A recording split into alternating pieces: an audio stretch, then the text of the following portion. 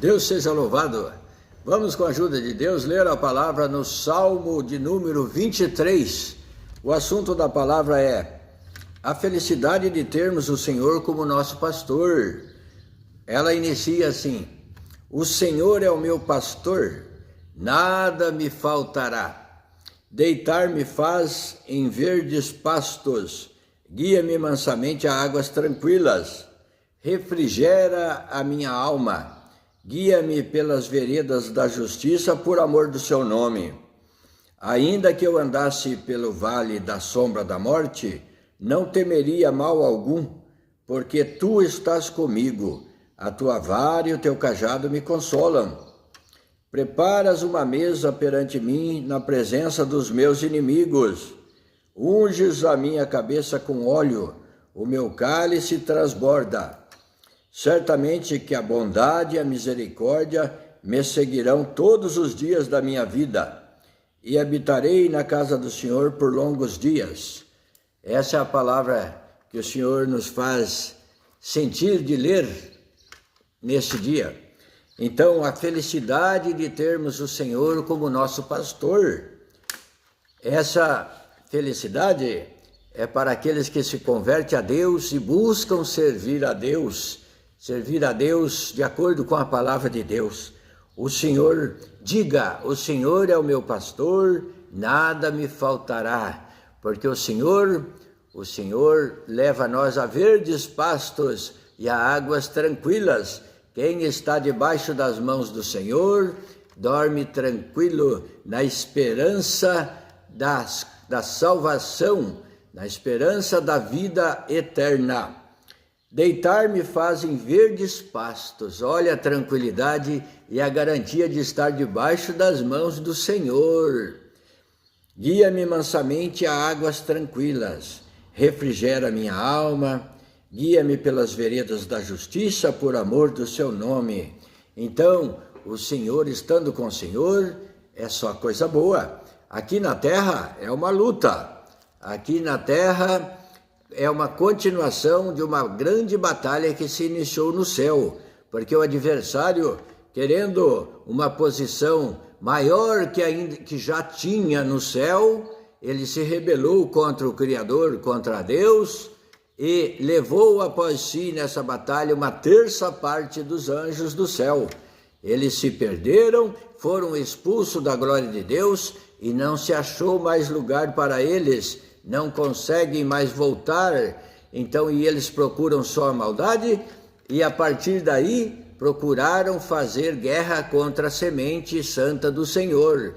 Então, na terra, quando Adão e Eva, ainda no paraíso, a serpente, Satanás, em forma de serpente, veio ludibriar a mulher, Eva, e em seguida o próprio Adão acabou transgredindo também as ordens de Deus e foram expulsos do paraíso. Não se achou mais lugar para o homem no paraíso, e a partir daí o Senhor disse: agora produzirás e comerás do suor do teu rosto, com labuta, com trabalho comerás. Não era no paraíso, era tudo pronto, as frutas direto, produzindo sem espinho, sem praga, tudo da melhor qualidade, umas coisas mais lindas, mas foi tudo espalhado sobre a face da terra, e nasceram espinhos, e vieram as pragas, vieram tudo que incomoda o homem e a mulher, e a população cresceu, o mundo se subverteu novamente, foi destruído pelas águas do dilúvio, e Deus viu uma família justa na terra, a família de Noé, e pela obediência na construção da arca, simbolizando a igreja hoje. Aquela arca de Noé demorou 1 século para ser construída, mas acreditava nas promessas de Deus. Então é importante que tenha fé e acredite, porque tudo que foi anunciado aconteceu e ainda tem coisas para acontecer. Foi anunciado que haveria o dilúvio, Noé construiu a arca pela fé, creu naquilo que Deus pediu para ele e foi salvo ele, a sua esposa, seus 3 filhos e as 3 noras. 8 almas foram salvas pela arca, pela obediência e por crer na palavra de Deus. E em seguida, Abraão também pela fé, sendo a sua esposa estéril, ele creu que Deus faria dele uma nação. Abraão, pela fé, ofereceu seu filho Isaque, mas Deus não permitiu. Mas pela obediência, ele acreditava que Deus ressuscitaria o seu filho Isaque, daquele sacrifício que Deus estava provando a fé dele, testando ele. E, por conseguinte, como um homem na terra acreditou em Deus e sabia que Deus poderia restituir o seu filho amado mesmo após a morte, Deus também entregou o seu próprio filho para a salvação nossa. Jesus Cristo veio ao mundo para nos salvar, para nos remir, para nos ensinar, para abrir um novo caminho para a salvação. Jesus Cristo, o sol da justiça, brilhou no mundo, aquela luz verdadeira que veio ao mundo, mas os seus não o receberam. Tem uma grande parte que não o recebe. A palavra de Deus chega até os ouvidos e a pessoa resiste, a pessoa é ludibriada, como pela palavra do semeador, aquelas comparações. Eis que saiu um semeador a semear, parte da semente caiu na beira do caminho, e veio as aves do céu e as comeram. Essas não nasceram. Assim é a palavra de Deus, que ela é semeada, a santa semente é semeada na terra, como agora está sendo semeada, mas uma parte cai para muitos, como se fosse na beira do caminho, e as aves do céu tiram do coração da pessoa.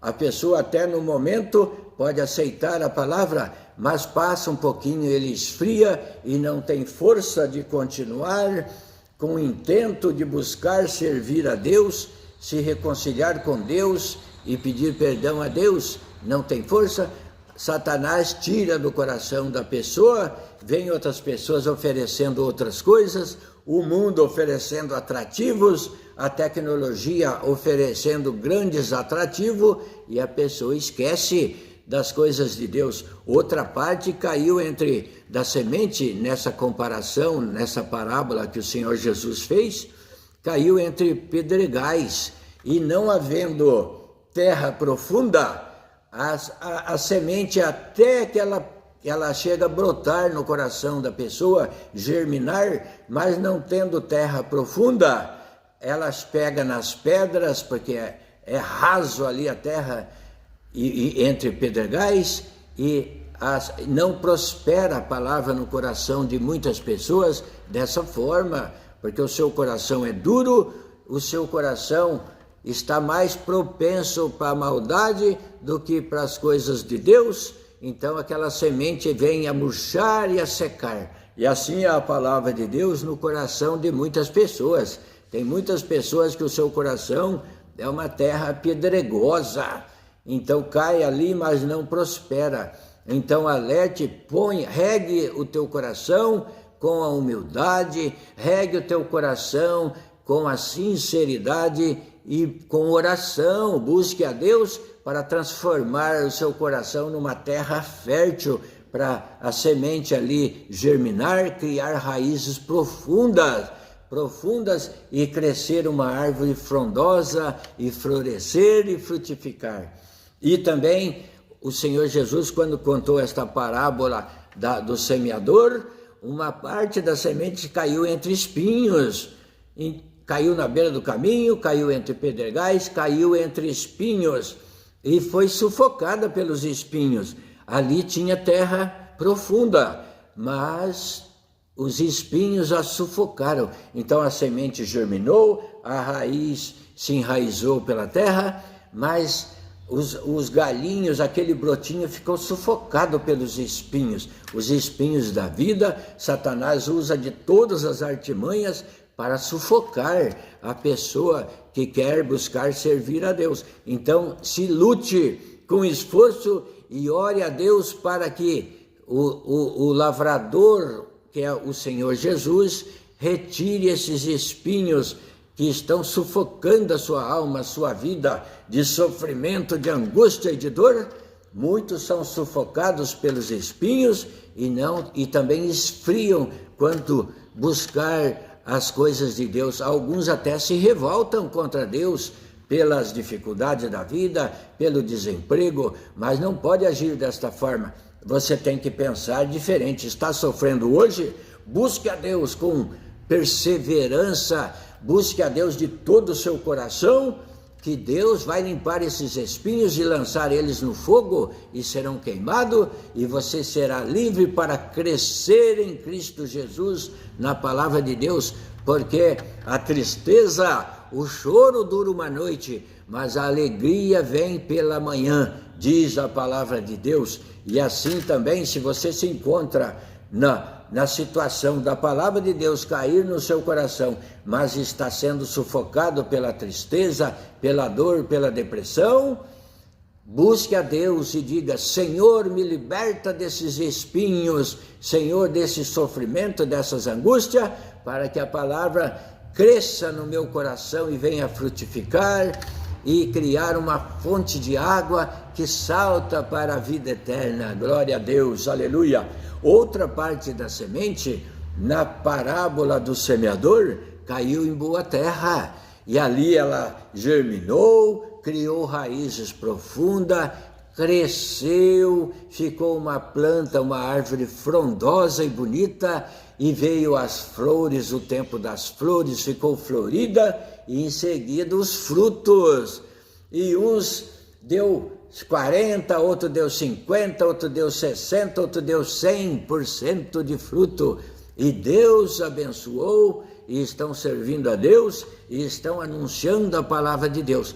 Mas não importa a situação que você se encontra, se você se voltar para Deus e pedir a misericórdia de Deus, você vai dizer: o Senhor é o meu pastor, nada me faltará. O Senhor vai me dar saída da morte, o Senhor vai me dar saída das provas, o Senhor vai preparar um emprego para mim, o Senhor vai me tirar dessa dificuldade que eu me encontro, o Senhor vai me curar da enfermidade, da depressão, da tristeza, da angústia, da dor, do sofrimento.